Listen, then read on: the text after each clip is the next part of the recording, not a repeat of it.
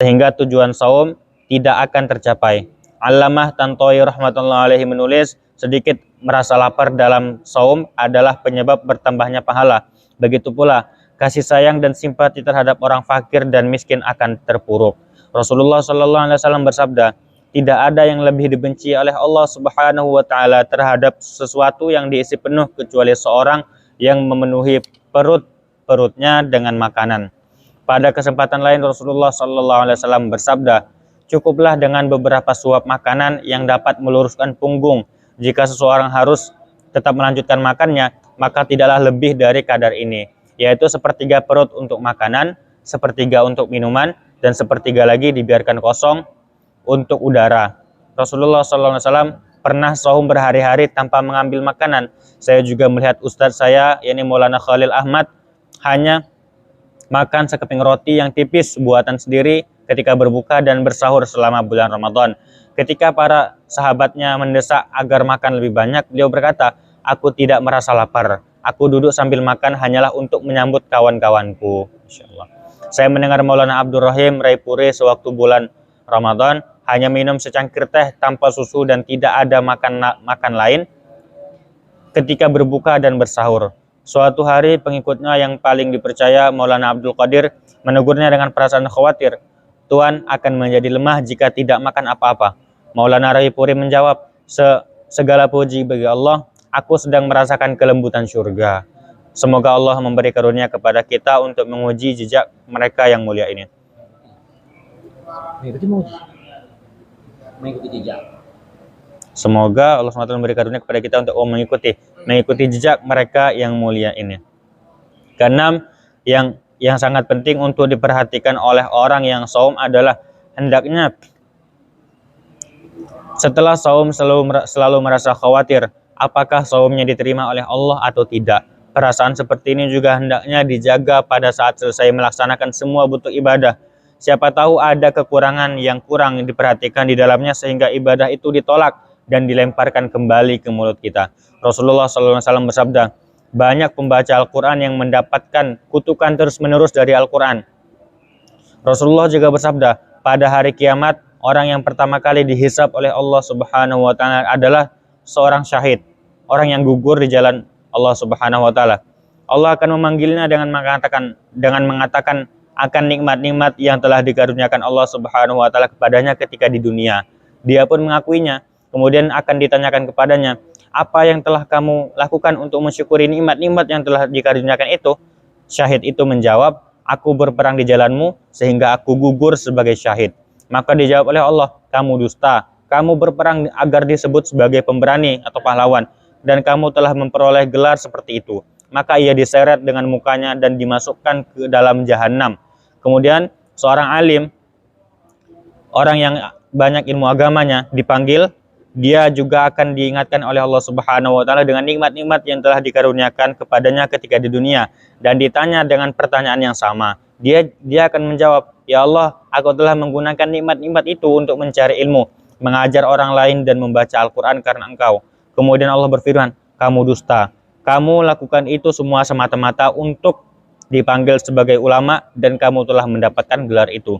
Kemudian diperintahkan supaya ia diseret dengan mukanya dalam keadaan telungkup dan dimasukkan ke dalam neraka jahanam. Setelah itu seorang hartawan dipanggil ke hadapan Allah Subhanahu Wa Taala. Mereka diingatkan dengan nikmat-nikmat Allah yang dikaruniakan kepadanya, maka ia pun mengakuinya. Sebagai jawaban dari pertanyaan Allah Subhanahu Wa Taala, dia berkata, tidak ada satu jalan kebaikan pun yang patut saya berinfak, melainkan telah saya belanjakan harta saya di dalamnya karena Engkau. Allah Subhanahu Wa Taala pun menjawab, kamu dusta. Kamu melakukan semua itu agar kamu disebut sebagai orang dermawan dan kamu pun telah mendapatkan gelar itu. Setelah itu, ia pun diperintahkan agar diseret dengan keadaan mukanya ke bawah dan dicampakkan ke dalam neraka jahanam. Peristiwa seperti ini banyak diriwayatkan dalam beberapa hadis. Oleh karena itu, hendaknya bagi orang yang saum sambil menjaga niatnya merasa takut dari hal seperti itu dan juga senantiasa berdoa semoga Allah Subhanahu Wa Taala menjadikan saumnya sebagai penyebab keridhaannya. Perlu diperhatikan juga bahwa seorang tidak boleh menganggap saumnya tidak layak untuk diterima, tetapi hendaklah ia melihat dan mengharap kemurahan Allah Subhanahu Wa Taala karena kemurahannya tidak terbatas. Terkadang Allah Subhanahu wa taala memberikan pahala kepada orang yang berbuat baik walaupun diselingi dosa. Maka pasti Allah Subhanahu wa taala juga memberikan pahala atas amalan baik walaupun di dalamnya terdapat sedikit kesalahan. Ya, Pak. Habis kan? Sempat ya? Oke.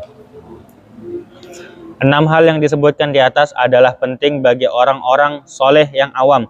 Sedangkan bagi orang yang lebih tinggi tingkat ketakwaannya, yakni para muqarrabin atau orang-orang yang lebih dekat kepada Allah, ada satu perkara lagi yang hendaknya mereka miliki, yaitu hatinya tidak memberikan perhatian kepada apapun kecuali hanya kepada Allah Subhanahu wa taala. Bahkan membayangkan atau mengkhawatirkan tentang ada atau tidaknya makanan untuk berbuka pun adalah keliru. Sebagian ulama menulis bahwa ketika saum memikirkan makanan atau berusaha mendapatkan sesuatu untuk berbuka adalah dosa. Sebagian ulama menulis ketika saum memikirkan makanan atau berusaha mendapatkan sesuatu untuk berbuka adalah kesalahan, adalah dosa. Ini menurut ulama. Ini tergantung tingkat ketakwaannya. Kalau bagi orang yang takwanya seperti para ulama terdahulu, ini dosa. Karena hal ini menunjukkan kurangnya keyakinan dia terhadap jaminan rezeki yang telah dijanjikan oleh Allah Subhanahu wa taala kepadanya. Ada kami pernah belajar juga itu kitab sama yang menyebutkan tentang ini, yaitu yang artinya itu untuk apa kita itu memikirkan hal yang sudah dijamin untuk kita, tapi yang kewajiban kita tidak tunaikan. Anggap aja kita ini sebagai karyawan. Karyawan itu biasanya yang ada makan siangnya kan. Kita makan siang itu kan isoma itu kan, setelah sholat makan itu kan. Jadi dari jam 9 itu kita udah nyiapin piring, udah nyiapin nasi, nyiapin sendok. Padahal itu udah dijamin untuk kita. Tapi yang seharusnya jam kerja kita nggak laksanakan. Kira-kira gimana perasaan bos kita gitu. Jadi ini sama. Jadi kita tuh nggak perlu nyiapin apa yang udah dijamin untuk kita. Kita hanya perlu melaksanakan tugas kita. Mengenai hal ini, lebih jauh lagi telah diulas dalam kitab Syarah Ihya Ulumuddin bahwa beberapa orang ulama terdahulu jika suatu makanan datang kepada mereka sebelum berbuka saum dengan sebab perkataannya, maka mereka akan memberikan makanan itu kepada orang lain karena mereka khawatir hatinya telah berpaling kepada selain Allah Subhanahu wa taala dan telah berkurang rasa tawakalnya kepada Allah Subhanahu wa taala. Namun hal seperti hanya dimiliki orang yang besar. Bagi kita menginginkan hal seperti itu adalah bukan pada tempatnya. Seandainya kita mengetahui cara yang mereka tempuh, padahal kita belum sampai pada derajat keimanan seperti yang mereka miliki, berarti kita menjatuhkan diri dalam kebinasaan. Para ahli tafsir menulis bahwa dalam ayat telah diwajibkan kepadamu saum, menunjukkan bahwa perintah saum itu diwajibkan kepada setiap anggota badan manusia. Maka saum lidah adalah menjauhi perkataan dusta dan lain-lain. Saum telinga tidak mendengarkan maksiat. Saum mata tidak melihat sesuatu yang sia-sia. Demikian pula saum seluruh anggota tubuh yang lainnya. Bahkan saum diri adalah menjaganya diri rakus dan syahwat. Menjaga diri dari rakus dan syahwat. Saum hati adalah mengosongkannya dari kecintaan kepada dunia. Saum rohani adalah senantiasa mengingat akan kelezatan dan kenikmatan akhirat. Dan saum yang sangat rahasia dan khusus adalah saum pikiran, yaitu tidak memikirkan segala sesuatu selain Allah Subhanahu wa taala.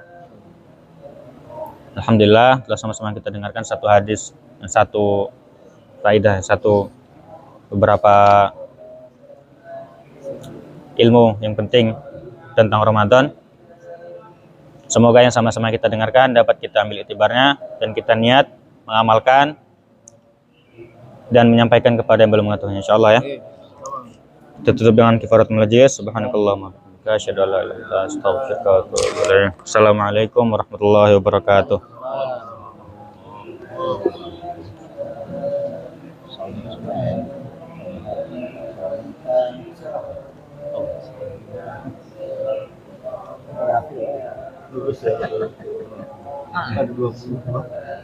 Awak dulu lagi ya. Kita kan orang awam. Sama dengan tiap tahun kita 2000. udah nikah. Tapi bisa naik. Gimana? Terus tahun. Terus tahun. Udah nikah anaknya. Temboro.